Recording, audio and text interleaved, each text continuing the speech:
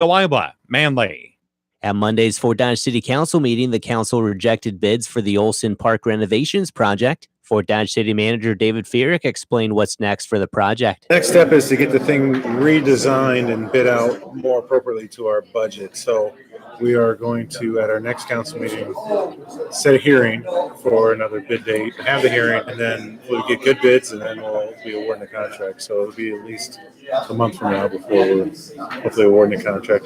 Fierick says the city will extend out the construction time period and redesign some of the project to make it more cost effective.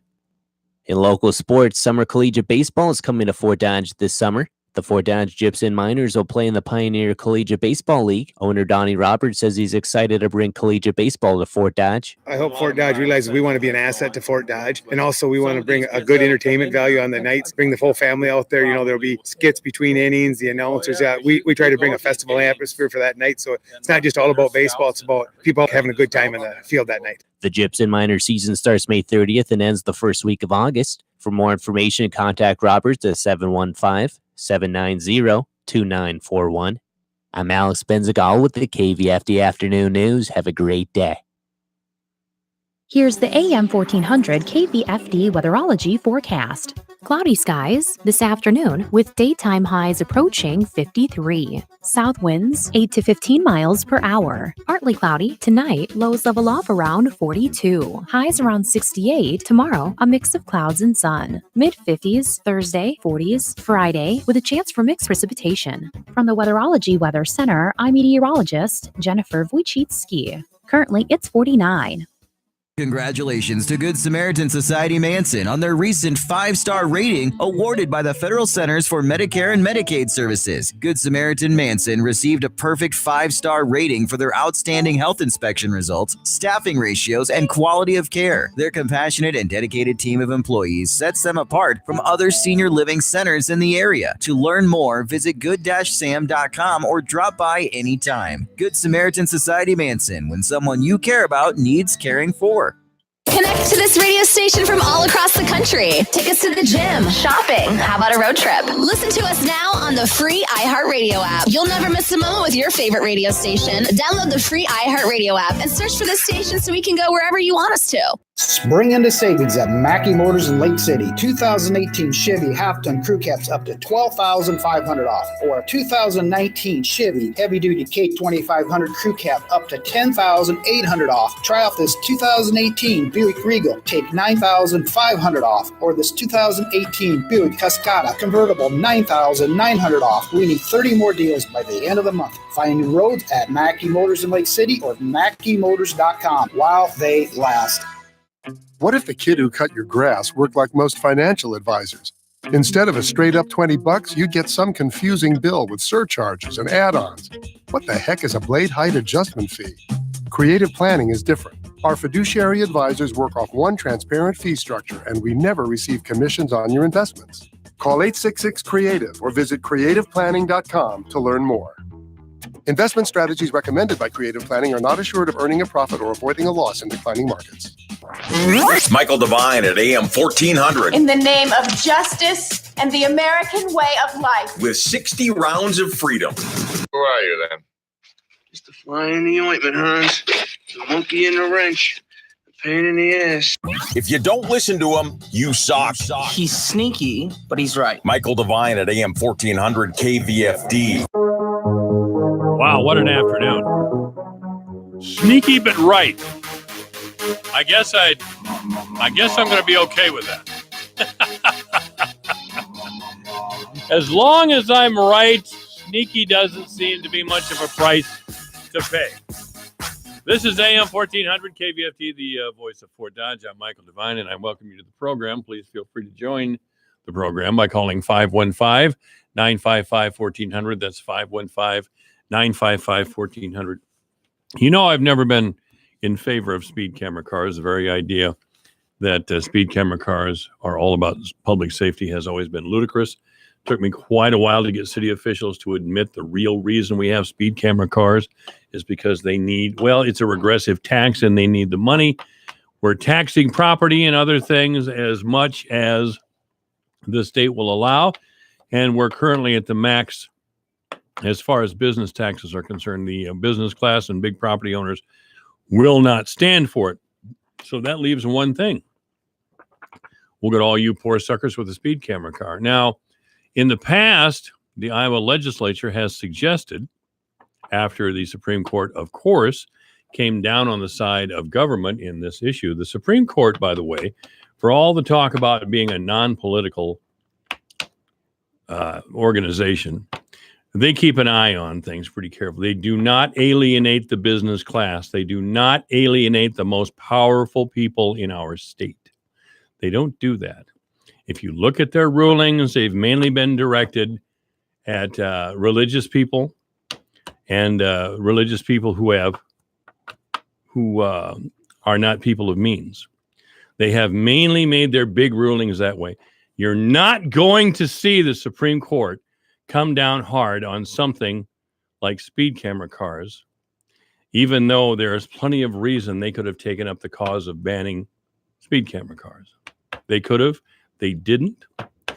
If there is a dispute, even when it's sexism, even when there's sexism involved, the Supreme Court will be very, very, very careful. I should say it this way. If there's an allegation of sexism and the accused is a business person or a professional class person, you're not going to see the Supreme Court rule in the alleged victim's favor. Now, you'll get a lot of guffaws and, oh, that's not going to happen. And, oh, Mike, you're going on, and you don't know what you're talking about. Supreme Court justices, my God, they just have the most unbelievable discipline when it comes to reading the Constitution. It's just, well, your suggestion is just crazy. But I'll tell you, if the business class signals the Iowa legislature that it's going to be okay to get rid of speed camera cars, or it's going to be okay to change the way we nominate Supreme Court justices, it's going to get done. It's going to get done. Especially if the big ag people in the state start signaling the Supreme Court, we don't like this. Pick whatever it is. We don't like this. We don't like speed camera cars. We don't like perverts in a rest home. We don't like anything. Guns. You'll see the legislature move, because I'll tell you, the Democrats are up to their hips in deals with big money in the state of Iowa. That's one of the reasons at the federal level that Hillary Clinton lost, of course. She made a number of speeches to Wall Street, and we still don't know what she promised the wealthiest people in the world at those Wall Street meetings. We still don't know, but she's still barking about Trump's tax return, right? She's still barking about that.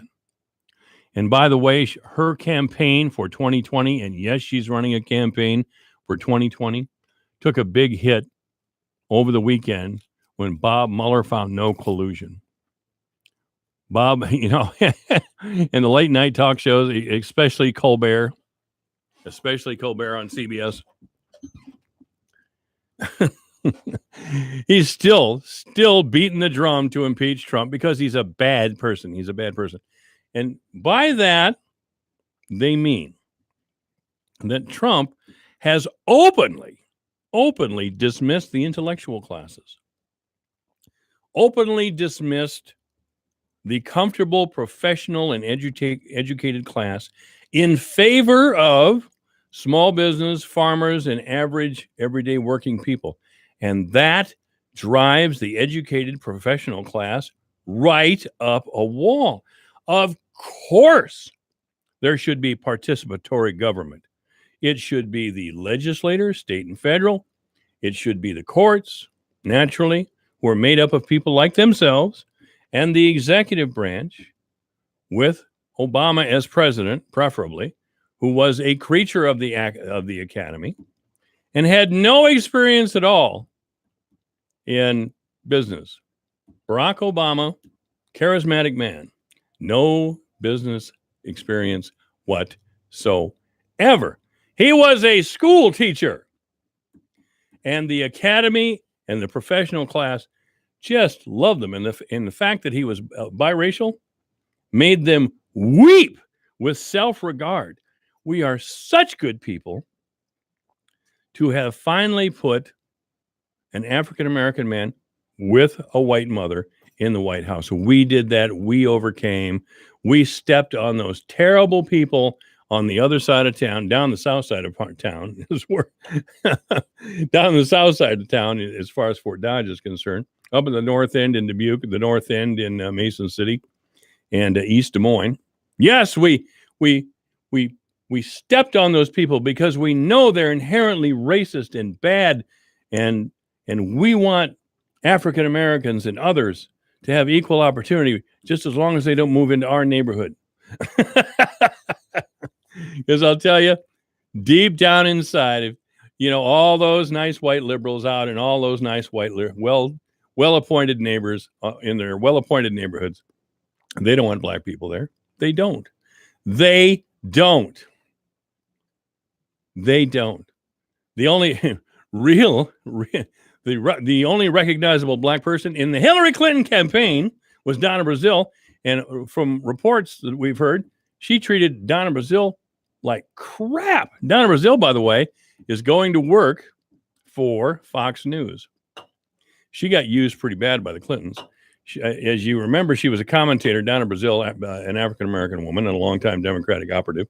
She was working for CNN.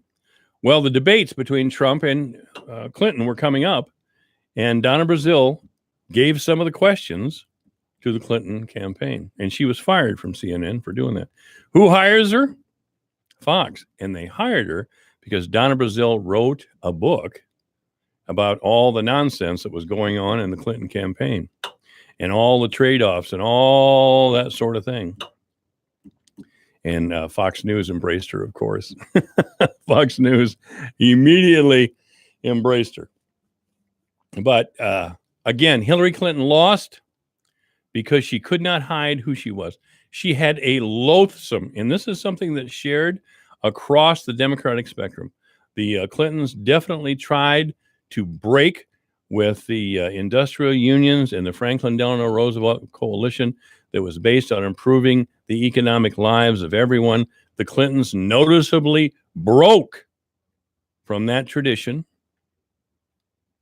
and they did it in a very devious and dishonest way. And one of the reasons that they did that is Hillary just couldn't stand working people. She really couldn't. She, again, just a loathsome prejudice against workers, people in small towns, uneducated, poorly educated. She just despised them. She really did. I don't.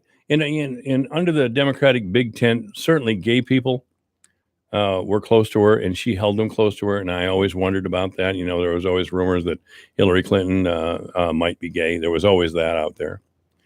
But I don't. You know, she did not have her husband's ability to communicate with African Americans. She did not, and there must be a reason for that. She tried. She tried to opt a Southern accent a couple of times, and talking about when she was appearing before African American groups. Here's this kind of stiff old white woman. I ain't no ways tired. No ways tired. Come on, Hillary. Come on. But I'm doing this little stream of consciousness here because Donald Trump has just defeated these people again. He has defeated these people again. This is the end of impeachment for Donald Trump.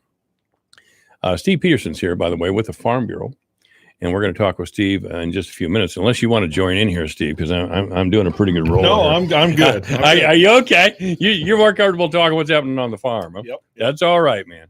That's all right. That's good enough. But Donald Trump has defeated these people. And they needed that. And it was a big weekend and in a couple days for Trump. Michael Avenatti, the porn lawyer, Stormy Daniels' lawyer, who's been threatening Trump and trying to pick a fight with everybody. He kept trying to pick a fight until somebody decided that they would fight Avenatti, and they arrested him in Chicago yesterday out in front of Nike's headquarters. And he's in big trouble. He isn't. Extortion is a serious crime, and he was arrested in Chicago, and charges were filed against him in Los Angeles as well. And while he sat in jail, he was silent on Twitter, where I usually see him. But he's back on Twitter today, proclaiming his innocence and blah, blah, blah, blah. By the way, Jussie Smollett, the African-American actor, gay actor, who was charged with staging a hate crime, appeared in court today, and all charges were dismissed. And the chief of police and the mayor of Chicago are smoking ticked off about this. They are smoking angry. And this is kind of, I don't know what this is all about. I mean, Chief Eddie Johnson, who's an African-American chief of police in Chicago, spoke very harshly about Jussie Smollett and all the time and effort that Chicago police had put into investigating this so-called hate crime, only to discover that it was Smollett making this all up. And now the charges were dropped. I'm not getting this at all. And there are two candidates for mayor now. The next mayor of Chicago is going to be a black female, an African-American female. And one of the African-American women has come out very strongly and condemned the district attorney's action in regard to Jussie Smollett. So there's a lot to this story that's going on. I don't get this. But right now, Jussie Smollett's charges have been dismissed. And curiously, the records have been sealed on the entire investigation. Why would the records be sealed on such a high-profile investigation? Was there police misconduct? Were there other reasons they didn't want to prosecute a gay black man in Chicago? Chicago's a pretty Democratic town. It's always been that way. It has always been a stronghold for the Democratic Party. Something is definitely going on here. But anyway, if you would like to join the program at any time, it's 515-955-1400. That's 515-955-1400. It was great to have Ira Shivers in here yesterday. How many other talk shows do you know that have the range of people on that I do? I mean, Ira Shivers owns a restaurant here in town, African-American man. He talked yesterday about being in prison for 7 years. That was back-to-back with a conversation with Senator Jerry Bain. I like Jerry Bain. He's a good guy. But Jerry is about as conservative a Republican as you're going to find. And I had those two guys on, one right after the other.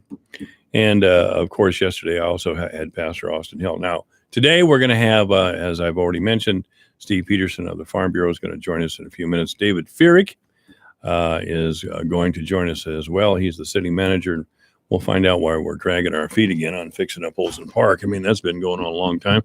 And apparently we have to start all over again on fireworks in Fort Dodge. I don't know why this is such a difficult thing to get done. And I do want to remind you, and this is important, I think, to save the date, and that date is Saturday, April 13th. That's DSUC's 24th annual cake auction at the Iowa Central East Campus. If I have to remind you, the Iowa Central East Campus is the old Smithway Trucking. The doors open at 5, live and silent auctions.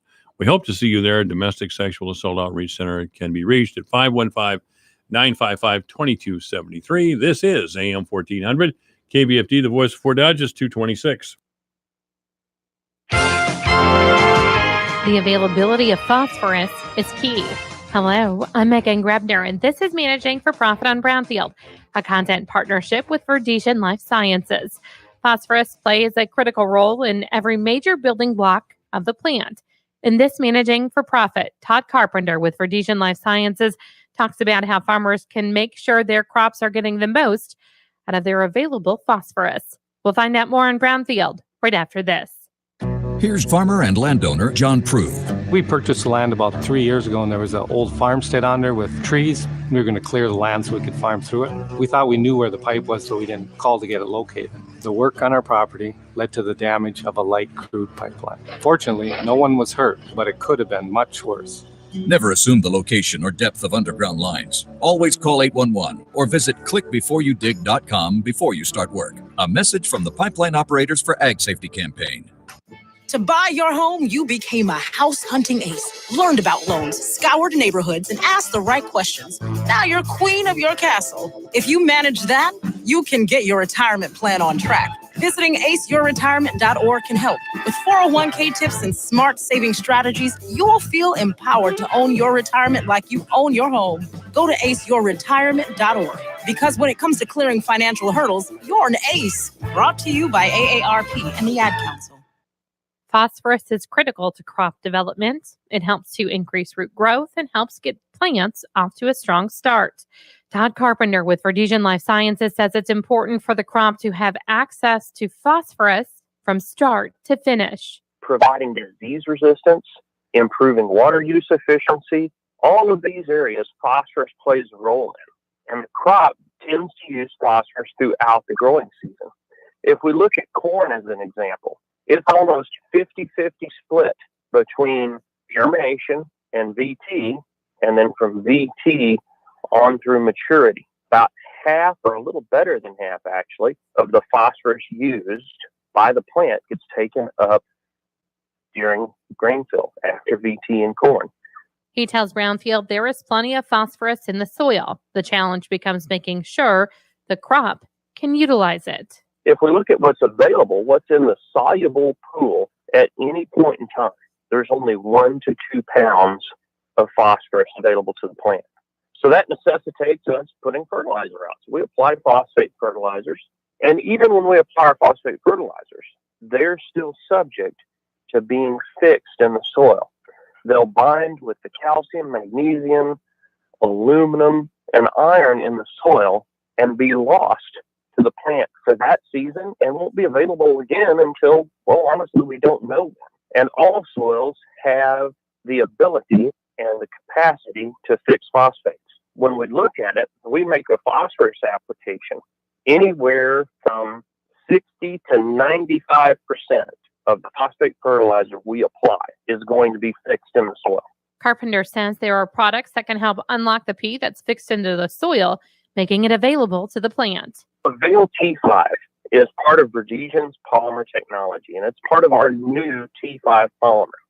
By coating fertilizers with our polymers, it allows us to protect that phosphate because in the immediate area of that fertilizer, our polymer will bind with the calcium, aluminum, iron, and magnesium that's in the soil solution and prevent those cations from tying up the phosphate. I'm Megan Grebner with Managing for Profit on Brownfield, a content partnership with Verdesian Life Sciences. Your news, your town, your station. KVFD News when it breaks. Good afternoon. I'm Alex Benzagal with the KVFD Afternoon News. An ordinance that will require fireworks tents to be 100 feet from any structure in Fort Dodge was amended to adding trailers and shipping containers to the measure. Due to the amendment, City Council had to start over and re-vote on the first reading. The measure passed 5-2. The entire state of Iowa will be partaking in a tornado drill tomorrow morning. Webster County Emergency Management Coordinator Dylan Hagan has the details. 10 o'clock, the Weather Service is going to do a test tornado watch. And then to follow that at 10:15, there will be a tornado warning, a test tornado warning issued across the state. And at that point, we will be activating the outdoor warning sirens. We're going to be testing a new system that we have in there, so the sirens will probably be going off more than once. So don't be concerned if you hear them go off several times. A woman from rural Manly is charged with 17 counts of animal neglect after more than 150 animals were seized from an alleged puppy mill back in November. Radio Hour's Bob Fisher reports. The charges were filed last week in Worth County District Court against 66-year-old Barbara Kavars. Officials seized 154 dogs and 4 cats from the property. In simple visits to the property, a Worth County Sheriff's deputy says he saw kennels covered with feces and mud and visibly skinny dogs with no water and little food. Court records described overcrowded and filthy conditions at the rural Manly property. The American Society for the Prevention of Cruelty to Animals cared for the animals and called the operation a puppy mill. Kavars in January wanted 9 dogs and 4 cats to be returned to her. Our Worth County Magistrate Douglas Kroll ruled against Kavars, saying the dogs and cats are among those neglected and that they qualified as threatened animals. Animal neglect is a simple misdemeanor. Each charge is punishable by up to 30 days in jail and up to a $625 fine. Bob Fisher, Radio Iowa, Manly. At Monday's Fort Dodge City Council meeting, the council rejected bids for the Olson Park renovations project. Fort Dodge City Manager David Fierick explained what's next for the project. Next step is to get the thing redesigned and bid out more appropriately to our budget. So we are going to, at our next council meeting, set a hearing for another bid date, have the hearing, and then we'll get good bids, and then we'll be awarding the contract. So it'll be at least a month from now before we're hopefully awarding the contract. Fierick says the city will extend out the construction time period and redesign some of the project to make it more cost effective.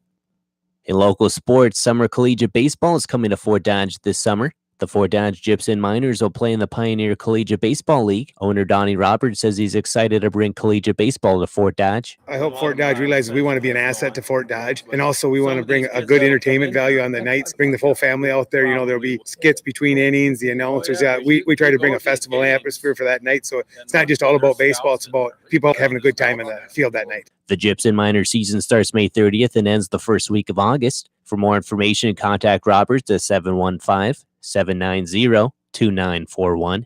I'm Alex Benzagal with the KVFD Afternoon News. Have a great day. This is AM 1400, KVFD, the voice of Fort Dodge. It's 37 degrees, 49 degrees. Where did I get that from? 37 business.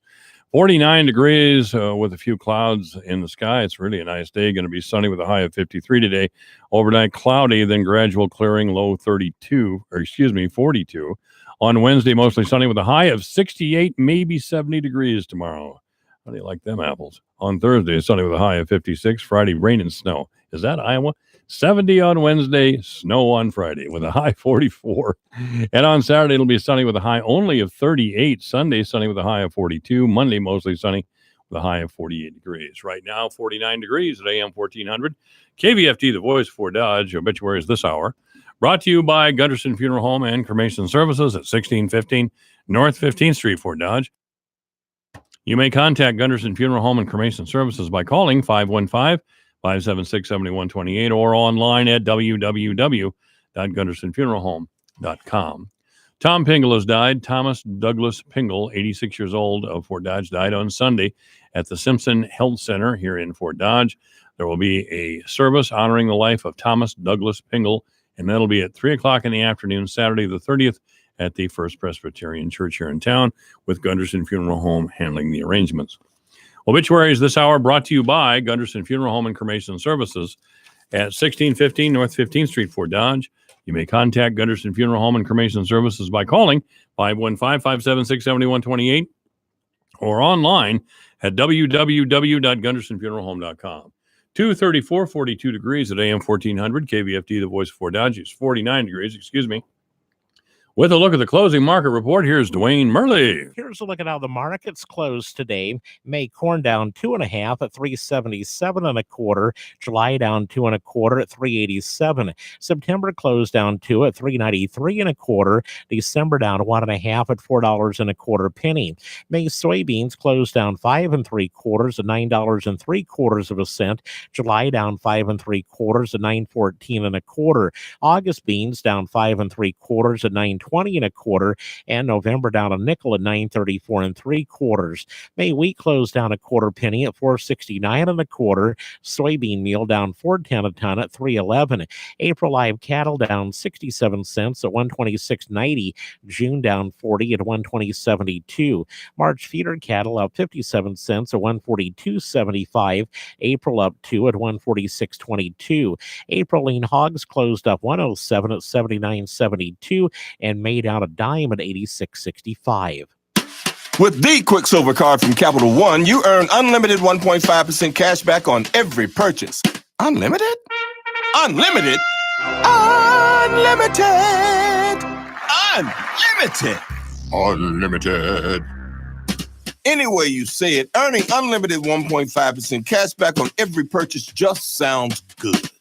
Capital One.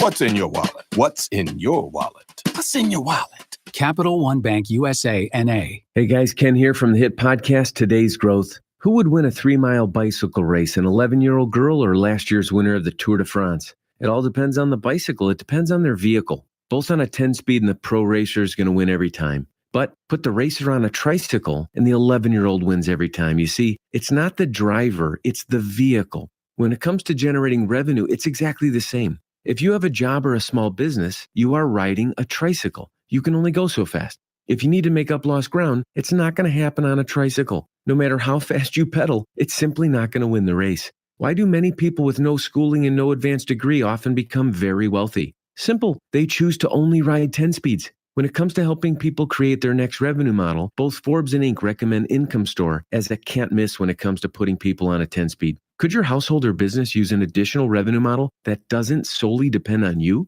If so, you need to check out IncomeStore.com. That's IncomeStore.com. Ever wanted to speak another language? Babbel can get you confidently speaking Spanish, French, or German within weeks. I just started learning Spanish with Babbel, and it's really helping my pronunciation. ¿Cómo te llamas? ¿Cómo te llamas? Haha, I got it. I wish I had tried Babbel sooner.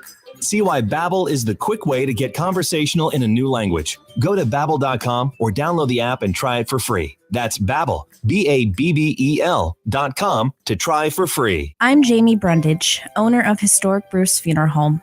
We're a full-service funeral home with an off-site crematory. At Bruce's, we specialize in pre-arrangements and family support before, during, and after the service. We also offer beautiful memorial items to help you remember your loved one forever. Bruce Funeral Home is proud to be by your side every step of the way throughout the funeral process. Historic Bruce Funeral Home, Fort Dodge. Hey man, broke down again? What is it this time? Ugh, looks like my sprayer pump is blown a seal. Got another ball valve leaking. Why not look at Dultmeyer Sales? I've been using them for years. Same day shipping on over 13,000 different stock items gets it to you the next day. And they have over 1 million products in stock. Plus, access to products from over 400 manufacturers. No hassle, less downtime means I'm more productive in the field. Dultmeyer.com. That's DULTMEIER.com. We stand for people, progress and pride. We're the Iowa Farm Bureau, and we're making healthcare affordable for you. We provide our members with access to quality healthcare coverage, savings on prescription drugs, preventive care, and more. For more information, contact your local county farm bureau. People, progress and pride, it's true. Iowa Farm Bureau, helping you.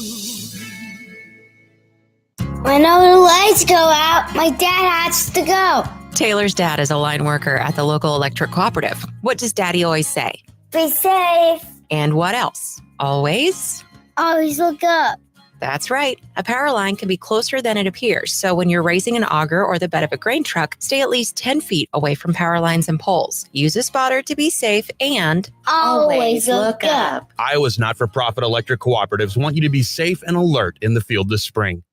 Take the worry out of winter with a winter weather advisor on KVFD, brought to you by Community Health Center Fort Dodge, offering dental, behavioral health, and general medical assistance for men, women, and children. They're committed to your well-being. Community Health Center. Get to know them. And Creative Cakes, making life sweet with espresso, lunch, gourmet cupcakes, and other sweet treats. Creative Cakes in the Crossroads Mall, Fort Dodge. They make life sweet. Listen for the winter weather advisor on the Voice of Fort Dodge, AM 1400 KVFD.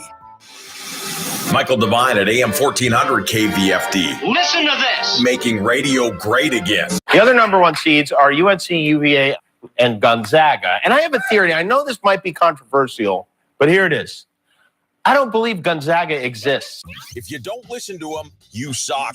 He's sneaky, but he's right. Michael Devine at AM 1400 KVFD. No, Gonzaga actually does exist. I've seen it. It's there, I can tell you. This is AM 1400 KVFT, the voice of Fort Dodge. This portion of the program brought to you by the Webster County Farm Bureau. I think we're seeing a little bit of spring, and we have Steve Peterson, what a surprise, of the Webster County Farm Bureau in the studio. Hi, Steve. Hi, Mike. How you doing? Well, I'm doing pretty good, man. You got the hoodie on still. Well, what are you, cold? Well, I've been out and about. It was a little cooler this morning, but I definitely don't need it on now. I think spring has sprung here in Iowa. And that's, by God, isn't that good? It is. You know, a month ago we were in a mess, and here we are today. Yep. Looking forward to tomorrow's even supposed to be nicer. We're supposed to get some wind, and that's one of the critical elements to help dry out some of these fields. And I've got just a few of the last glaciers left at my farm where we piled snow up. So hopefully we can get rid of those. And but anything can happen in Iowa. Well, toward the end of the week now, we're having snow on Friday, 70 degrees, 70 degrees, I'm sure, on Wednesday. And then we have temperatures around 40 with rain and snow mix. Yeah. Well, I just on hope, Friday. I hope it's not movable snow. So, I can't see that. So, Has the ground thawed out where you are? Yeah, the ground is the frost, I believe, is either out or what my tiling guys would call rotten. And some of the fields, the ponds have definitely receded. There's still a few. Obviously, it's the frost has to go out because they're basically like basins that hold the water out there. So that's kind of a good indication. I have a rock driveway at my farm, and that's starting to firm up too. So that's telling you that the frost is going out, and it's not just a layer of mud sitting on top of a sheet of ice. So well, and that's good news. Yes. As we see the results of some flooding, not only in our area, and again, we've been pretty fortunate in our area, but there's other parts of the country of our state not so lucky. Oh, especially right now in southwestern Iowa, southern Iowa on the Missouri River. Just terrific the scenes we're seeing there, and a lot of the farmers, especially in Nebraska too. Those rivers have just between the rapid melt and the rain and everything that went on, it was kind of the perfect storm of what you don't want to have happen.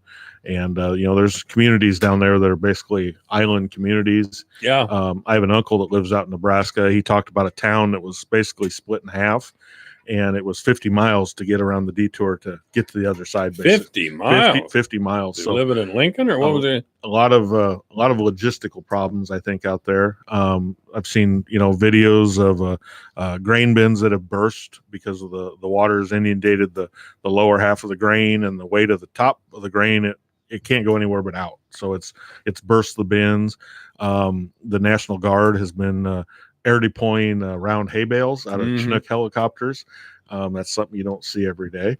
To get some grass for the cows that are stranded on the little islands that are left. And I, we're not going to know the full extent of this damage till, probably these floodwaters recede. I'm sure there's massive damage to roads and bridges and some rail lines.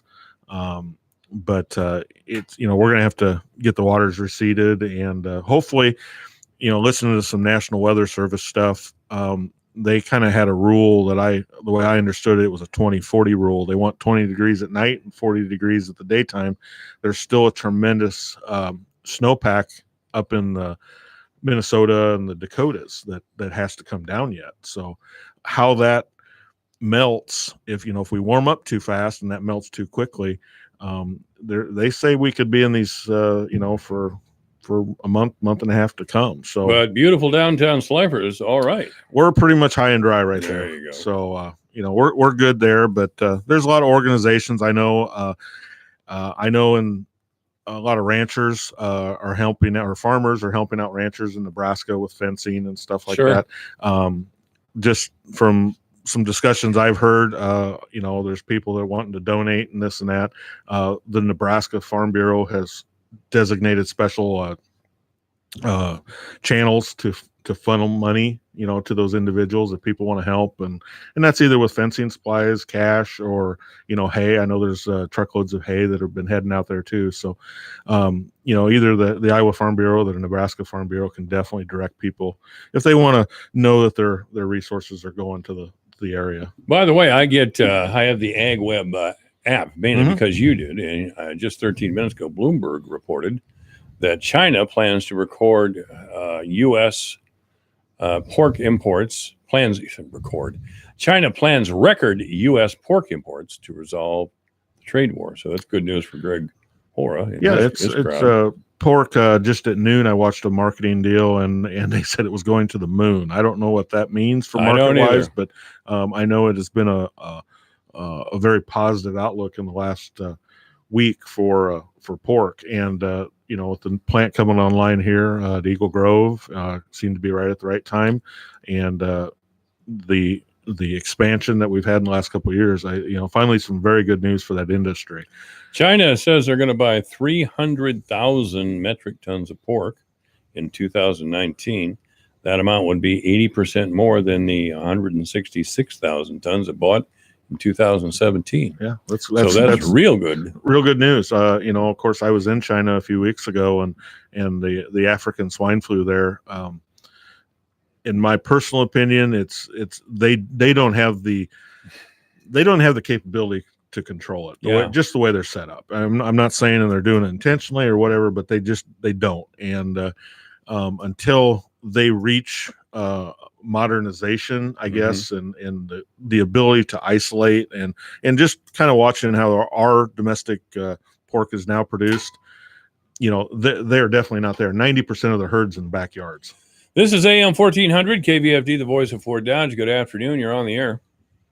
Does that mean a person should go out and buy a large freezer and stock up on pork before it gets to the point where we can't afford it anymore? Well, I was just thinking Steve and I should have gotten the pork business yesterday, but I think it's a little bit too late to build a herd right now. So I'm just going to go with the flow. If there's stuff you like, I guess it's probably today would be a good day. Yeah, I'd say it's. I have a freezer full of pork right now because the prices have been pretty good, and maybe they'll be a little lower for the next couple of days. But I have a feeling with all that pork going to China, the times will change.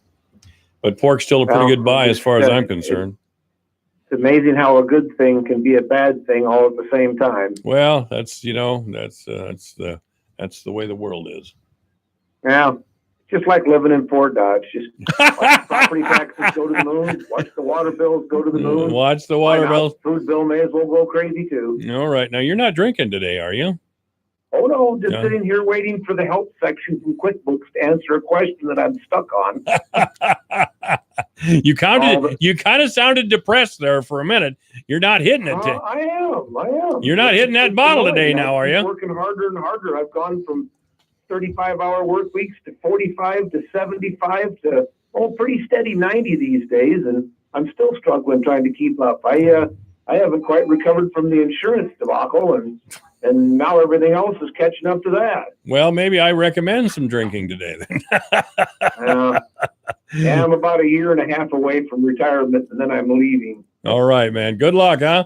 Thanks for calling. Thanks, guys. Always enjoy the program. Thank you very much. AM 1400 KVFD, the voice of Fort Dodge. Well, my job is to complain usually. I've kind of gathered that over the last. Yeah, have you? Yeah, I'm finally catching on to that. But yeah, no, it's that's how the market moves, and for a long time, the pork producers really struggled too, and it's exactly how economics work, and but the United States and in all, not just the pork, the beef, the grains, we're a nation that's revered because of the ability of the American farmer to produce, and the safety and the quality of the products we have. So some countries, they can grow it, but they don't have the infrastructure. If you watch the news on South America, sometimes they'll get into spats on distribution and logistics. The United States, that's our main advantage, or our competitive advantage, is the quality and the safety of the products we have. Now, I know we got a lot of things to talk about, and I can ask a lot of these pork producer questions to Greg tomorrow. But we did talk, you and I, last week about a shipment of pork from China. Yes. And did you find out anything more about that? Or? Well, the next day I was actually down at our Farm Bureau headquarters down there, and did talk to President Hill about that. And we don't have any answers yet. And I've seen Greg Hora last week at another meeting we were both at, and no, I have not heard anything more about that. But that's still to me is a very suspicious. It just doesn't make sense, and I don't even understand why China would be exporting any pork. Well, there would be one reason, and so until those, I'd like to see where it came from, where it was destined, and why. But that is a very suspicious activity to me. If I guess I don't want to speculate on it, but I would. I know the powers to be are definitely looking into the pathway that shipment took and the suspicious nature of it. So. Well, you don't want to speculate. I will. I thought that was an attempt by someone in China to spread African swine fever over here. I mean, it was you or Greg or both last week who said it's going to be 15, 20 years before China gets a hold of that African swine flu thing. Yeah, well, And that's then even in the China. The American scientists. They are, the American, I guess, veterinary side or the manufacturer of the drug are predicting 10 to 15 years, and that becomes real important. I don't know if it's a real public statement yet, but I know Farm Bureau and Iowa State Farm Bureau is going to make a contribution to the diagnostic lab in Ames, which has been kind of we feel an underfunded, undervalued asset that we have here in the Midwest. It kind of came to light when we had the avian flu here a few years back. So to have the technology and the advanced laboratories and testing facilities right here in the Midwest. We have a lot of poultry in Iowa. We have, of course, we have a huge swine industry in Iowa, and we have a lot of cattle, in Iowa and around the Midwest. So to have the state-of-the-art facilities there in Ames is a vital asset for all of our industries. I personally don't have any hogs, but if I see the hog industry thriving, the rest of the industry is going to thrive too. The distillers grain out of the ethanol plants, the soybean. We might not be necessarily exporting those soybeans to China at the very moment, but at least we're probably going to be consuming them in our animal herds here. Same way goes with corn. So, I look at it as a win-win for agriculture when we can do deals like this, and hopefully, a lot of the other news this week, there's some speculation after.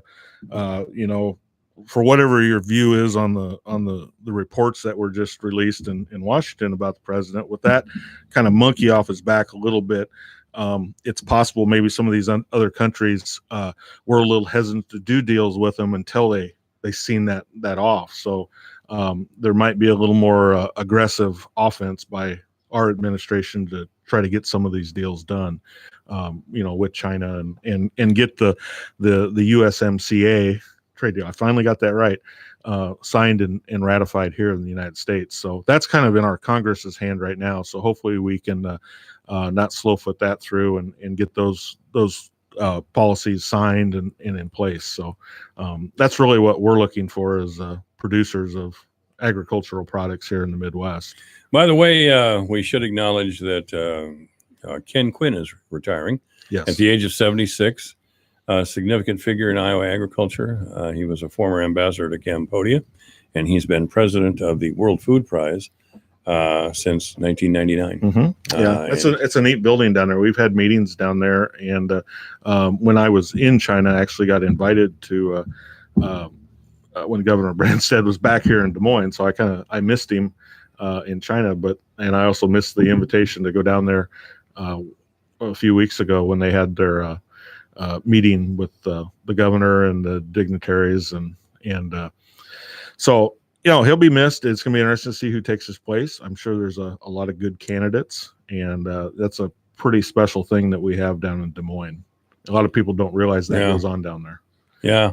So, Ken Quinn has led a remarkable life. He, of course, has always tried to keep alive the legacy of Norman Borlaug, whose work with the genetics of wheat production has been reported to have saved at least 1 billion lives. Yeah. And now Borlaug is viewed with suspicion by some who are afraid of the GMOs. Oh, he's the in the GMO conversation that fires up every now and then, and and lately I've heard some other groups get on the trying to explain GMOs. I think a lot of people have a little mystery to what they are and how it's done.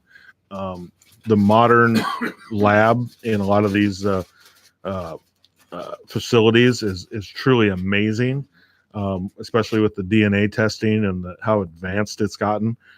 They don't even have to grow a corn plant to full maturity like in years past. They get it up big enough and they take a paper punch literally and a little sample of a leaf, and then they can go and see how it did. So they only have to grow plants a few inches tall, and that's how they're getting the advancements so quick now. Yeah, it's truly. It's turning your back on one of the most wonderful things that ever happened in civilization. Yeah, it's really so it's very much accelerated the advancement of hybrids and traits and how when I plant seed now, I pretty much know exactly what I'm planting. I know how tall it's going to be. I know its characteristics, and for a lot of plants, we look at resistance to types of diseases too, which thus limits the exposures sometimes we have to use for pesticides, insecticides, or fungicides. Steve Peterson's, our guest. This portion of the program brought to you by the Webster County Farm Bureau. I've had this doggone car for a month. I swear to God. So we need to talk a little bit more about the flooding in the time remaining. We just have a few minutes. Mm-hmm. I see. I don't see a lot of rain in the forecast. I see rain and snow on Friday. Not a lot. But again, some of our biggest rains last year were not forecasted either. So that's the danger. But right now it looks to be on the rivers. A lot is the temperature and how fast the snow melt happens up in the Minnesota and the Dakotas, because that eventually will all end up in our river basins. Here in central Iowa, I think we're going to hopefully be a little immune from some of that. And I think hopefully we've seen the worst of it here. A lot of it, from my understanding, was, with ice jams and whatnot, but that was a rapid melt and an unusually high rain event kind of simultaneously happening. So it was the worst thing you could actually have happen, with flooding in mind. So, hopefully here in central Iowa, we're going to be more a controlled spill, I guess, down in our waterways. How soon do you suppose it will be for you before you start planting corn? We'll pretty much, weather permitting, I'd say any time after April 10th. Okay. But it's going to depend on the weather, the rain. Surely. That's kind of I think. Now cough's got to me. April 11th, I believe, is the first day for crop insurance that we can theoretically, and that really is kind of a misnomer because that's the first day we're covered for replant coverage. So it's that's kind of the time frame, but it's all going to come down to soil temp. We want to be around 50-degree soil temp at 4 inches, and just overall field conditions. So now, what did you say about insurance for replant? That when we hear of the federal crop insurance date, that's I believe it's April 11th this year. It kind of can move around, but that's I'm pretty sure that the date that we got the green light from the insurance company to be covered for replants. So you could go before that, but you wouldn't have any federal coverage then. Okay, yeah. So that's kind of the magic date, but excuse me, conditions will dictate when we're going to get in the fields. And these fields are pretty wet yet. Oh, yeah. So we've got some definite drying to do. Well, I have seen guys planting in the ground freeze again, too. Hopefully, that's not very desirable. To do Boy, that. it really isn't, no. Anyway, Steve Peterson is here. This part of the program brought to you by the Webster County Farm Bureau. 3 o'clock in the afternoon, we're going to do the news, and we'll be back with Steve Peterson at KVFD Fort Dodge, Iowa. Thank you for listening. This is Gary Rima, the voice of the UNI Panthers, and you can listen to exciting Panther sports right here on the Voice of Fort Dodge, AM 1400. Big money settles a big lawsuit in the opioid crisis. I'm Lisa Brady, Fox News. The maker of a popular painkiller accused of fueling the opioid crisis as it hopes to make a difference with the settlement announced in Oklahoma. Fox's Gernal Scott has this live. Lisa, Oklahoma Attorney General Mike Hunter says the settlement with Purdue Pharma is timely, considering what a state bureau that tracks opioid addiction is saying. Since 2004, more than 10,000 Oklahomans have died from an overdose. In recent years, opioids like OxyContin have been a major reason. Hunter says the $270 million settlement comes not only in cash, but also ongoing contributions of addiction, treatment medicine, both for rescue and recovery. Drug maker Purdue Pharma is paying the settlement, but Hunter says it's only a first step to fighting opioid addiction statewide, Lisa. Thanks, Gernal. That settlement will also sink money into research. Oklahoma's lawsuit targets 13 drug makers in all. Prosecutors say the surprise decision to drop the charges against actor Jussie Smollett is not an exoneration. The first assistant state's attorney telling reporters he still believes Smollett filed a false police report. But the case was dropped and the evidence sealed by a judge in an emergency hearing today. And Smollett still denies staging a hate crime hoax. I've been truthful and consistent on every single level since day one. I would not be my mother's son if I was capable of one drop of what I've been accused of. Chicago Mayor Rahm Emanuel says a grand jury indicted Smollett based on only a fraction of the evidence. This is a whitewash of justice. He accuses Smollett of making a false claim to advance his career and says the prosecutor's decision sends a message that the same rules don't apply to everyone. A win on Wall Street. The Dow up 141 points at the closing bell, finishing right around 25,658. This is Fox News. This is Peter on his motorcycle. The open road! And this is Peter off his motorcycle. Please move your paper off my desk. Thank you. On his motorcycle. I feel so alive! Off his motorcycle. I feel like we covered that already, so... On. Wow! Look at the ocean! Off. Look at this article I found about urban planning. You're better on your bike. Progressive helps keep you on it. Get a quote in as little as 3 minutes at Progressive.com. Progressive Casualty Insurance Company and Affiliates. There's nothing small about your business. Your passion, your hours, your reputation, it's all huge. Your partnerships, even bigger. With Dell Small Business Technology Advisors, you'll get the tech, advice, and one-on-one partnership to help your business grow. Because with reliable Dell PCs with Intel Core processors, you can focus on what matters most, getting business done. Call 877-BUY-DELL to speak with an advisor today. That's 877-BUY-DELL. Trump visiting Capitol Hill earlier today for a lunchtime meeting with Republican senators. Let me just tell you exactly what my message is. The Republican Party will soon be known as the party of healthcare. You watch. He still wants to replace Obamacare and says Republicans will protect those with pre-existing conditions. Meantime, the Justice Department is now siding with a Texas judge who struck down Obamacare and asking a federal appeals court to uphold that decision. Democrats are out with their own plan. We continue to work on legislation to lower prescription drug prices for seniors and families across America. And today, led by our freshmen, we are taking another big step forward to lower health care costs for the American people. House Speaker Nancy Pelosi says it would also lower premiums and reverse what she calls the Republican sabotage of health care. A group of spring breakers fight off a mugger. 4 friends from Indiana spending spring break in South Florida disarmed a would-be mugger at a gas station early in the morning. The surveillance tape at the gas station in Oakland Park in Broward County shows the group getting out of their car while at the gas pump, but another man approaches them with a gun and demands money. That's when the group of friends grabbed the gun and wrestled him. The gunman got away, but police were able to find and arrest 33-year-old Kevin Campbell a short time later. In Miami, Eben Brown, Fox News. Patriots owner Robert Kraft pleads not guilty to the sex solicitation charge he's facing in Florida, also requesting a jury trial. Kraft recently issued a public apology, but has denied breaking any laws. He was one of more than 24 people charged after a massage parlor sting operation, which was part of a larger sex trafficking probe. The Kraft is not charged in connection with that larger investigation. Again, Wall Street rallies, the Dow up about 141. I'm Lisa Brady. This is Fox News.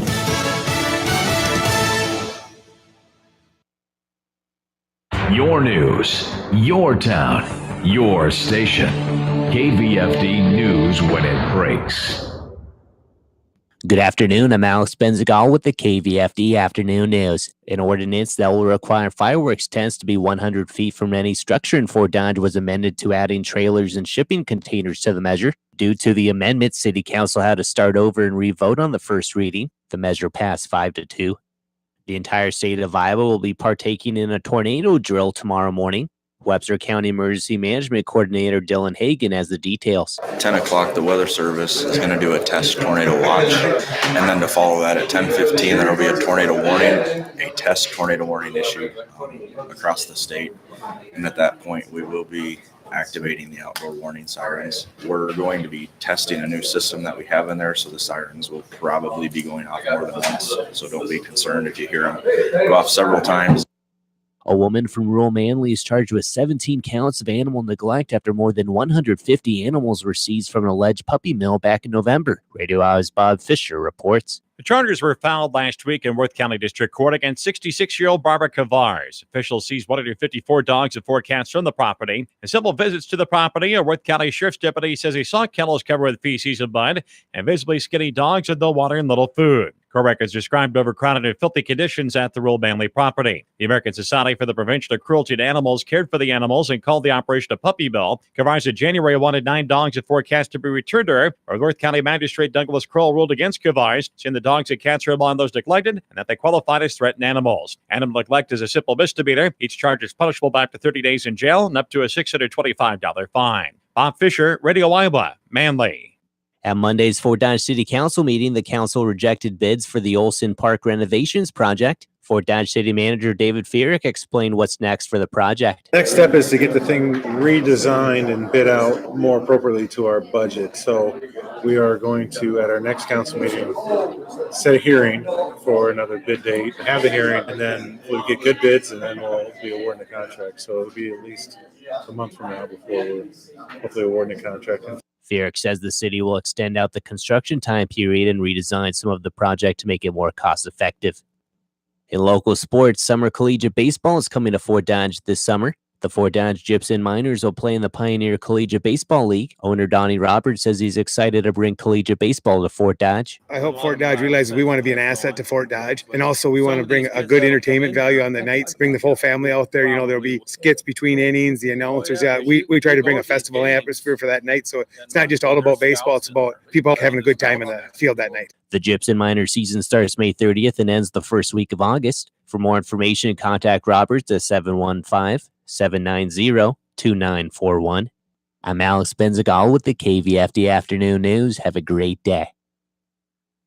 Here's the AM 1400 KVFD weatherology forecast. Cloudy skies this afternoon with daytime highs approaching 53. South winds 8 to 15 miles per hour. Partly cloudy tonight, lows level off around 42. Highs around 68. Tomorrow, a mix of clouds and sun. Mid-50s Thursday, 40s Friday with a chance for mixed precipitation. From the Weatherology Weather Center, I'm meteorologist Jennifer Wojcicki. Currently, it's 51. We stand for people, progress and pride. We're the Iowa Farm Bureau, and we support farm families. We're a voice on local, state, and national issues. We're also committed to making rural Iowa a better place to live and keeping Iowa farm families on the farm. People, progress and pride, it's true. Iowa Farm Bureau, helping you. Gunderson Funeral Home and Cremation Services. Oh, why not just cremate me when I'm gone? Sounds simple, doesn't it? However, there are many options to consider when cremation is chosen. From simple to detailed, we at Gunderson Funeral Home and Cremation Services can help you create a unique commemoration. Gunderson Funeral Home and Cremation Services. Michael Devine at AM 1400 In the name of justice and the American way of life. with 60 rounds of freedom. A little sexy, but more disturbing. Michael Devine. You're very clever, my charming little friend. With more stimulating talk radio. But not clever enough. I don't know. I think I'm clever enough, actually. This is AM 1400 KVFT, the voice of Fort Dodge. I'm Michael Devine. Beautiful Tuesday afternoon. I'm here with Steve Peterson with the Webster County Farm Bureau in this portion of the program.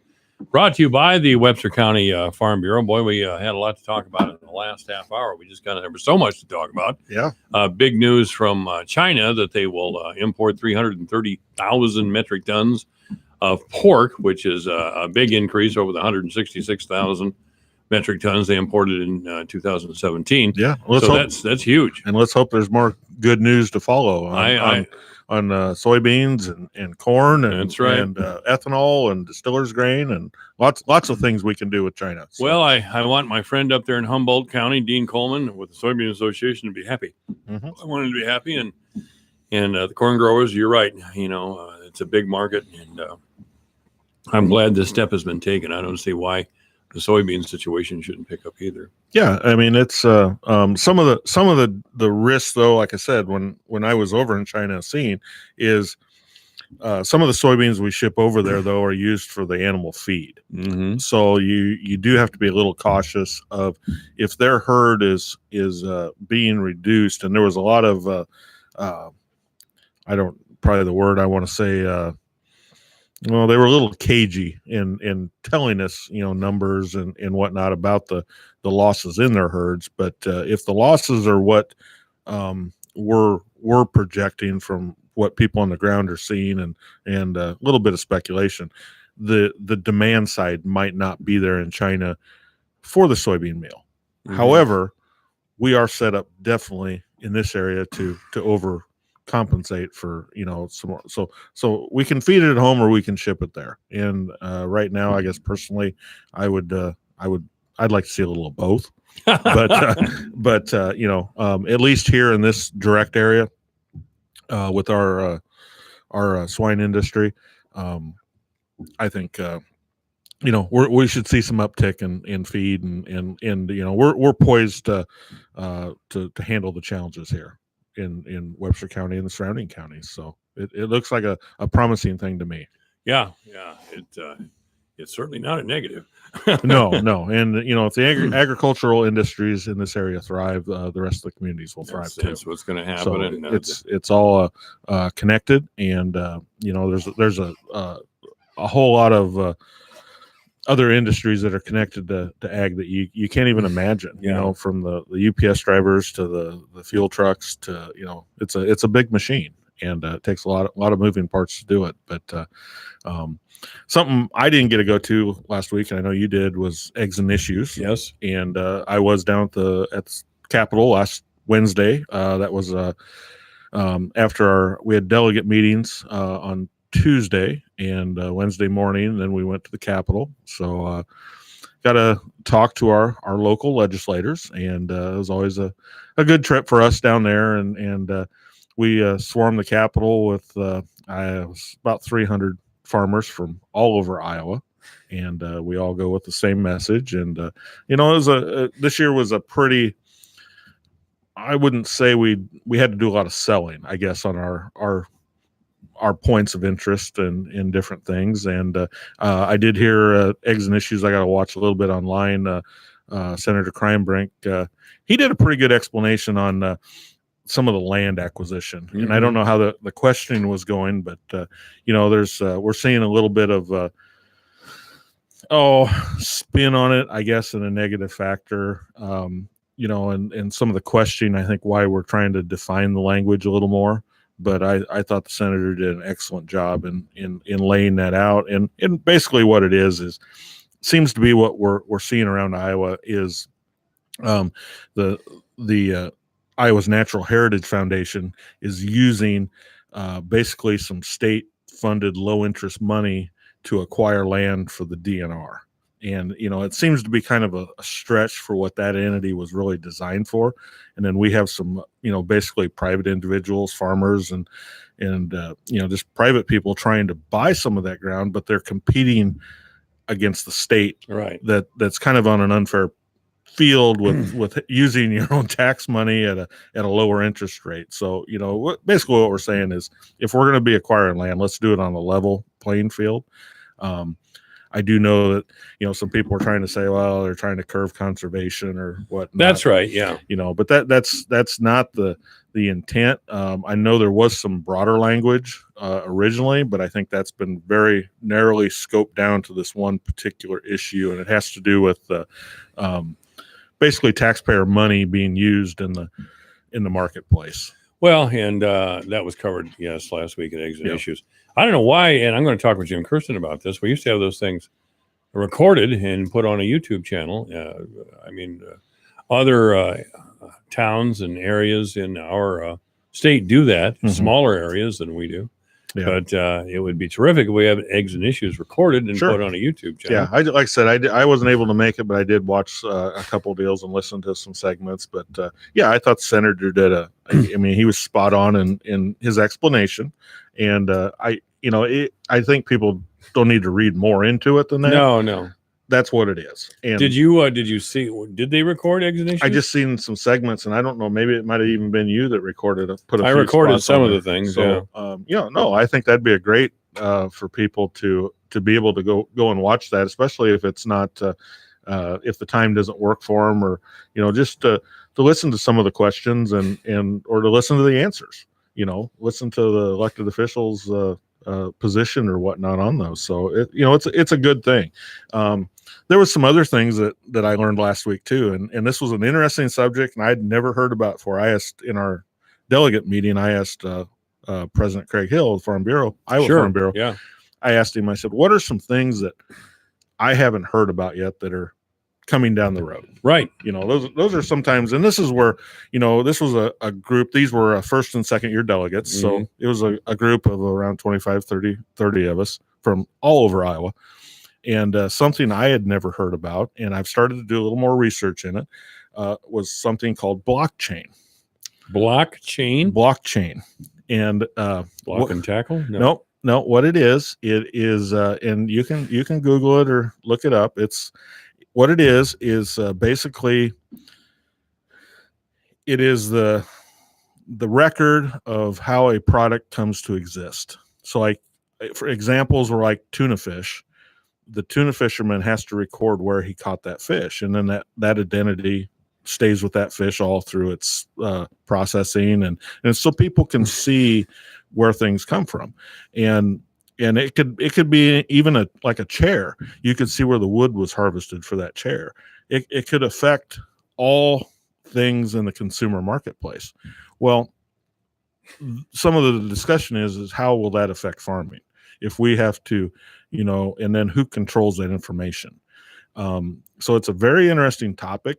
And it, not just, for the agriculture side, but any manufacturing side, what kind of issues that poses to doing business. And, so it was an interesting conversation. It was something I had never heard of. It's something that's obviously not going to happen tomorrow, but that is something that's on the horizon that we're looking into, and to see how that affects a family farm in Iowa, big or small. It's definitely an interesting concept going forward.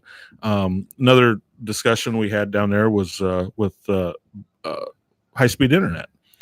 I'm fortunate living in Southwest Webster County. I have WebCal, and we have a pretty state-of-the-art fiber network. We are what I would say at where a lot of places in this state would thrive to be. They've managed their cooperative well. They've invested. I would say they are pretty state-of-the-art for a rural telephone cooperative to be offering high-speed internet. A lot of the members that I heard from over the weekend were in southern Iowa. They're very outdated. They're trying to do satellite uplinks, and they're just struggling with the internet to operate. And I kind of take it for granted, I guess, living here in Webster County with the facilities we have. But again, coming from China a few weeks ago, that country's got 5G, and it's everywhere. Really? And and that was one of the things that stood out to me is, in some respects, that country is so far ahead of us in some things, but yet so far behind us in others. And that was a pretty amazing comparison. I stood on the Great Wall of China early March and had 4 bars of coverage. I drop a call a mile away from my farmhouse, with spotty coverage. I never was in a place in China, no matter how remote we were, that I didn't have top-notch cell coverage. And I don't have a 5G phone even, but it was maxed out my American iPhone. I don't know the exact speed, but they said on 5G you could download a full-length movie in 3 seconds. It's just that exponentially that much faster. So it's interesting, hearing people from southern Iowa talk about the difficulties they're having in internet, and then I'm sitting here in Webster County and thinking I'm pretty good shape, but then to go to China and just get floored by how advanced they are. So it's a very different dialogue of technology. But those are some of the things that we'll talk about in our delegates, and things that we'll be discussing as a group. And just very interesting. And then of course we went to the State House and then talk about our policies there. So that was kind of a week in a roundup. And then I also had a chance to sit on a panel for the Agricultural Food and Policy Center. Greg Hora also sat on there. He was the only one I knew prior to that meeting. And that was a pretty interesting deal where we sat down and it was pretty open discussion. We all pretty much had our financials and we built a model farm based on our collective information. And it was Texas A&M puts that on. And then they use those numbers, those size farms to develop models to talk to people in Washington when they're making policies and whatnot of how these things affect farmers. So I was in the small group farm for this part of the state. And I knew later in the day they had some other groups that were considered larger farmers. I don't know how many segments there were, but I was in what was considered a small farm.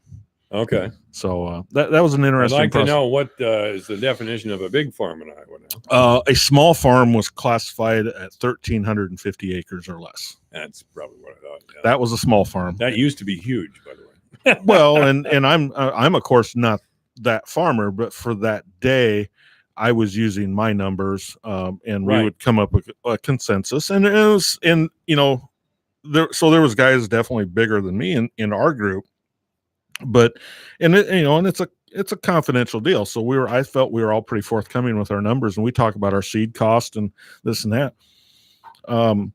I wasn't definitely out of line, for some guys that I consider bigger than me. But our trends all seem to be in the same. We all, in the last year, our seed costs have gone down, but we've all done the same thing. We've backed off traits and we've made some changes for our bottom line. So it was interesting seeing the group collectively come up with a number. So, but yeah, so hopefully, and I did hook a planner up. So I am hooked. You hooked up a planner. I'm hooked up to a piece of equipment. Why not, man? And I'm hearing more and more guys, and you'll see some machine shed doors open, and it's kind of amazing how dirty some of the equipment coming out of the shed is. Because I think at the end of last year, everyone was just tired of it, and they stuck it away in the shed. Oh yeah, I mean there were combines stuck all over the place last year. So no, I think we'll get warmed up here a little bit. You're going to see a lot of equipment getting washed, and definitely some the machine shed shuffle, as I call it, because a lot of the spring stuff is clear in the back. So you got to bring out everything you put in front of it, and you'll switch everything around. And that's kind of an exciting time as a farmer, I guess. Start thinking about actually farming again. Well, it's always a good time of year after the long cold winter, and this one was a long cold winter for all of us. It is. So it's always good for people in Iowa to get on the blacktop or the highway, and for the first time see a tractor out there somewhere. It is. Smell that dirt when it turns fresh. That's between that and I'm kind of looking forward to mowing the grass. And that's sad to say. By the end of the summer, I'm usually pretty tired of doing it. I was going to say, don't get carried away with that, Steve. I've never looked forward to mowing the grass. It's just one of those things. Yeah. Another thing I'm seeing in the neighborhood, and it's just amazing for people to get out in the countryside right now, is the amount of bald eagles we have. I am floored by how many bald eagles we have in the area now. And I don't get that. I used to see them over on the Mississippi River. I'm over on the Mississippi River quite a bit, and there's several of them. And I'd see them around the Boone or the Des Moines River and the Boone area. Right. And but out in the country, it's just crazy the amount of bald eagles that we have now, and the amount of nests. And we have several nests in our area, and those nests are massive. So it's something to see now out in the countryside. All the eagles. I've seen a pond, and there was 15, 20 eagles sitting around a farm pond out in the middle of the field. So 15 or 20. Yeah, it's just unreal.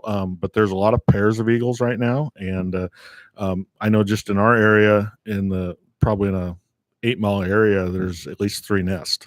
So it'll be interesting to see if they hatch, and we don't have an eagle cam like, is it Decorah? I was going to say a couple of years ago we had that eagle cam. And that's still a big deal. That town got national recognition on that eagle cam, and hundreds of thousands of hits on that. Yes, there's people that they watch those eagles. So yes, but yeah, that's just something I've only seen in the last few years, and wildlife is definitely evolving and changing in the area. So if you get a chance to go out in the country, don't be surprised if you see some eagles this year. Yeah. Decorah is a great little town up there too. Mhm. I mean, again, that's over in Eastern Iowa. And that's where I've seen most of the eagles. I'm surprised to hear that there's this many here. Yeah, Because we don't have big bodies of water like they like to be around. But evidently, we've got some stuff drawing them in the area, and they're expanding their territory. And there's some cons to it too. I think it could hurt our pheasants and some like that, because it it's will. definitely a predator bird. And Yes, it is. They are just massive and majestic to see. Years ago, I hauled manure out of the Vincent chicken houses Mm-hmm. out of the field. I made good money doing that. I mean, a lot of people hear that, oh, it was a gross job. It was kind of, but I made a pretty Sure. good paycheck out of that. My truck kept busy. I was following another guy who was hauling manure, and out of the back of this manure truck, a chicken dropped out of it, was still alive. Okay. And it was kind of struggling up and covered with manure. And I thought, oh, the poor thing. And I no sooner thought that the chicken hawk swooped right in and grabbed it. Yeah. And I thought, boy, this is not this chicken's day. No, he did not have a good day. Did not have a good day. Those chicken hawks, boom, just came just like a dive bomber. Yeah. So no, there's gonna, hopefully we'll start seeing some equipment move around out in the fields and get some fields dried out. I know there's, definitely some fertilizer applications to go on. A lot of hog houses still have manure to put on. Yeah. They only did what they had to do last year to get through the winter. So they went down to a certain level, and hopefully we get some good conditions and whatnot, so they can get that stuff put on and a lot of anhydrous to put on. This is going to be a unique spring. Estimates are we only had about 90% of our anhydrous ammonia put on last fall. I don't think any co-op or individual set up to do this much anhydrous this quick. And I've said numerous times on the show, I think we really were banking on getting an early March to get some of that field work done, and it didn't happen. So it's going to be a tight and compressed season. So hopefully Mother Nature cooperates. Sure. And there'll definitely probably be some late nights. Oh, always. I'm hoping for a much better year than we had last year. That's my deal. Yeah. I think, what did we have? 3 or 4 snowstorms in April last year? Oh, yes. You and I have talked before, and I've said this before. As a matter of fact, there was Facebook puts up a year ago thing every now and then. And yesterday, a year ago, we had a snowstorm. And then we had 3 measurable snowfalls between April 1st and April 15th. Yeah.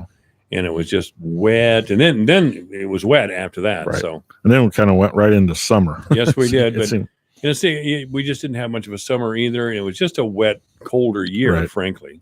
Yeah. So we'll see. It's and there's a lot of speculation on what we're going to have, but we'll just take it as it comes, and we'll do the best we can. So that's all you can do. It's all we can do. But let's hope some of these exports keep happening, and the markets will perk up, and be a prosperous and profitable year for farming in Iowa. The exports are big. That's big news for pork producers right now. It Big is. news. It is. And like I said, I think the soybean market will be a little tough to get back personally from what Yeah. I've seen or in China. But if we can grow it here, we can consume a lot of that stuff, locally too. So be a good thing for agriculture. It would be. Steve Peterson has been our guest. He's with the Webster County Farm Bureau in this portion of the program brought to you by the Webster County Farm Bureau. Thank you, Steve. Thanks, Mike. This is AM 1400 KVFD, the voice of Fort Dodge. Michael Devine at AM 1400 In the name of justice and the American way of life. with 60 rounds of freedom. Who are you then? Just a fly in the ointment, Hans. The monkey in the wrench. A pain in the ass. Michael Devine, broadcasting live. It's 3:30. News is coming up. What if the kid who cut your grass worked like most financial advisors? Instead of a straight up $20, you'd get some confusing bill with surcharges and add-ons. What the heck is a blade height adjustment fee? Creative Planning is different. Our fiduciary advisors work off one transparent fee structure, and we never receive commissions on your investments. Call 866-CREATIVE or visit creativeplanning.com to learn more. Investment strategies recommended by Creative Planning are not assured of earning a profit or avoiding a loss in declining markets. Credit products are made by WebBank. Rates and terms vary based on credit history. Amazon is not a sponsor of this promotion. Other restrictions apply. See website for details. How did I get into credit card debt? A trip to the emergency room. Car repairs. moving expenses. Ugh. There's a million ways to get into credit card debt, but one sure way to start getting out. Avant. Avant offers access to online unsecured loans from $2,000 to $35,000 at competitive rates and no extra charges for paying back early. Over 500,000 customers have experienced the convenience of a loan through Avant. No wonder Avant has an A+ rating from the Better Business Bureau. The application takes minutes, and if approved by 4:30 p.m. Central Time Monday through Friday, funds are deposited as soon as the next business day. And now Avant will also give you a $50 Amazon.com gift card after your first payment is made on time. To check your loan options and to get this special radio offer, go to Avant.com today and enter promo code 1010 when applying. That's AVANT.com, promo code 1010. Avant.com, code 1010. Your news, your town, your station. KVFD News when it breaks. Good afternoon. I'm Alex Benzagal with the KVFD Afternoon News. An ordinance that will require fireworks tents to be 100 feet from any structure in Fort Dodge was amended to adding trailers and shipping containers to the measure. Due to the amendment, City Council had to start over and re-vote on the first reading. The measure passed 5-2. The entire state of Iowa will be partaking in a tornado drill tomorrow morning. Webster County Emergency Management Coordinator Dylan Hagan has the details. 10 o'clock, the Weather Service is going to do a test tornado watch. And then to follow that at 10:15, there will be a tornado warning, a test tornado warning issue across the state.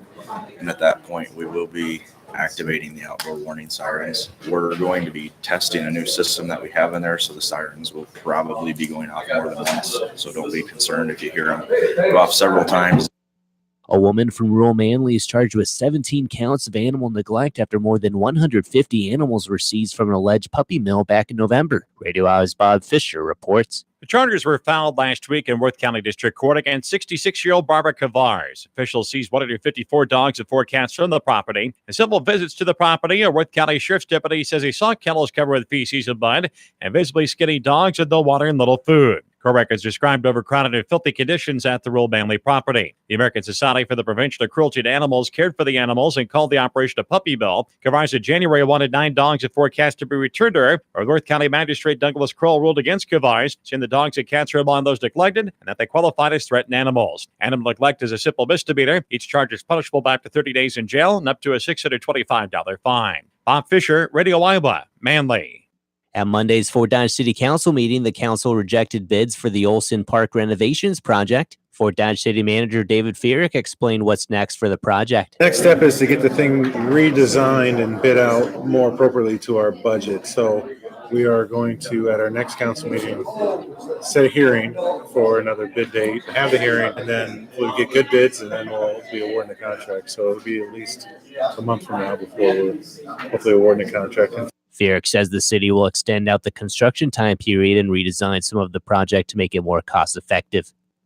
In local sports, summer collegiate baseball is coming to Fort Dodge this summer. The Fort Dodge Gypsum Miners will play in the Pioneer Collegiate Baseball League. Owner Donnie Roberts says he's excited to bring collegiate baseball to Fort Dodge. I hope Fort Dodge realizes we want to be an asset to Fort Dodge. And also we want to bring a good entertainment value on the nights, bring the whole family out there. You know, there'll be skits between innings, the announcers. Yeah, we try to bring a festival atmosphere for that night. So it's not just all about baseball. It's about people having a good time in the field that night. The Gypsum Minor season starts May 30th and ends the first week of August. For more information, contact Roberts at 715-790-2941. I'm Alex Benzagal with the KVFD Afternoon News. Have a great day. Here's the AM 1400 KVFD weatherology forecast. Cloudy skies this afternoon with daytime highs approaching 53. South winds 8 to 15 miles per hour. Partly cloudy tonight, lows level off around 42. Highs around 68. Tomorrow, a mix of clouds and sun. Mid-50s Thursday, 40s Friday with a chance for mixed precipitation. From the Weatherology Weather Center, I'm meteorologist Jennifer Wojcicki. Currently, it's 51. Here's a look at how the markets closed today. May corn down 2.5 at 377.25. July down 2 1/4 at 387. September closed down 2 at 393.25. December down 1.5 at $4.25. May soybeans closed down 5 3/4 at $9.75. July down 5 3/4 at $9.14.25. August beans down 5 3/4 at $9.20.25. And November down a nickel at $9 $9.34 3/4. May wheat closed down a quarter penny at $4.69 1/4. Soybean meal down $4.10 a ton at $3.11. April live cattle down 67 cents at $126.90. June down 40 at $120.72. March feeder cattle up 57 cents at $142.75. April up 2 at $146.22. April lean hogs closed up 107 at $79.72 and made out a dime at $86.65. This is AM 1400, KVFD, the voice for Dodge. It's 3:36. Obituaries this hour brought to you by Loftus File Receivers Funeral Home and Cremation Services at 307 South 12th Street, Fort Dodge. You may contact Loftus File Receivers Funeral Home and Cremation Services by calling 515-576-3156 or online at www.loftusfilereceiversfuneralhome.com. A Super Bowl commercial made it appear you shouldn't drink beer that has corn syrup in it. Should you be concerned? I'm Julie Harker, and this is Healthy Living on Brownfield. Dietitians say no. It's only used in the beer-making process, but doesn't end up in the final product. Some beer makers use corn syrup in that process. High fructose corn syrup, another sweetener made from corn, has been linked to the obesity epidemic in the U.S., but there's also research that says it reacts no differently in the body than sugar and is therefore not a health concern.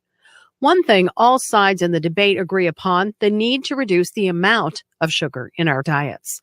The 2015 Dietary Guidelines for Americans Advisory Committee emphasized evidence showing that high consumption of added sugars increases the risk of type 2 diabetes among adults. USDA scientists tested the health effects of different sweeteners, including sugar, honey, and high fructose corn syrup. They found that all the sweeteners had the same effects on blood sugar and triglycerides, increasing them, which can be a risk for heart disease. The current dietary guidelines recommend a diet low in added sugars, and that is expected to continue in future guidelines, which are updated every 5 years. Consumers, don't be confused by marketing. Nutritional advice remains the same, whether for sweeteners or beer. Consume in moderation. I'm Julie Harker with Healthy Living on Brownfield. Did you know that the CDC recommends vaccines for preteens, even beyond the ones required by many schools? Or that not staying up to date with recommended vaccines may put your child's health at risk? Or that vaccines are studied for many years before they're made available to the public? There's a lot to know when it comes to vaccines. Get the facts by visiting vaccinesandyou.com and talk to your doctor about which vaccines may be right for your family. When it comes to helping to keep your family healthy, it pays to get the facts. A public service of Healthy Women in Merck. Some of the best sounds you'll ever hear are generic.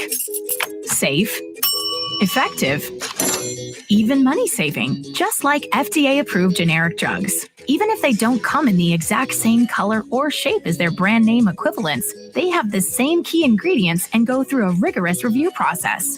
Talk to your doctor or pharmacist today and visit fda.gov/generic drugs. Generics are safe, effective, and can save you money. You'll like the sound of that. Ever wanted to speak another language?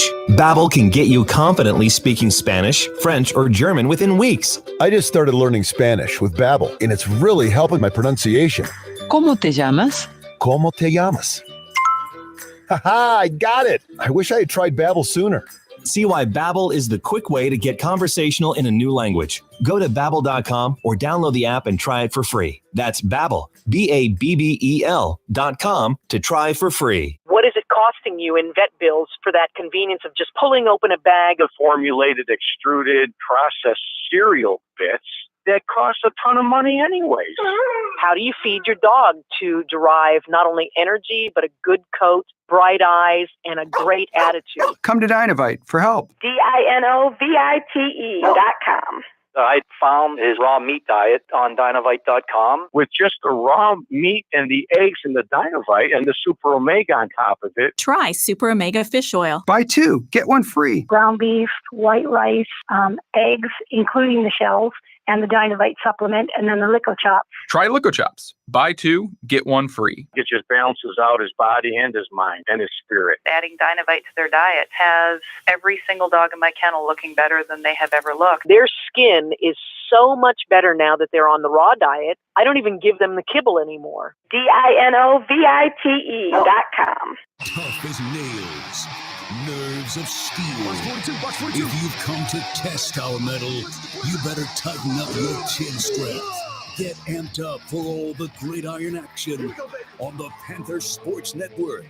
University of Northern Iowa sports are brought to you on the Voice of Fort Dodge, AM 1400 KVFD by Mitch Lund State Farm, Party Productions, The Other Store, and New Age Media. Catch UNI Sports right here on the Voice of Fort Dodge, AM 1400 KVFD. Spring into savings at Mackey Motors in Lake City. 2018 Chevy half-ton crew cabs up to $12,500 off, or a 2019 Chevy heavy-duty Cape 2500 crew cab up to $10,800 off. Try off this 2018 Buick Regal, take $9,500 off, or this 2018 Buick Cascada convertible, $9,900 off. We need 30 more deals by the end of the month. Find new roads at Mackey Motors in Lake City or MackeyMotors.com while they last.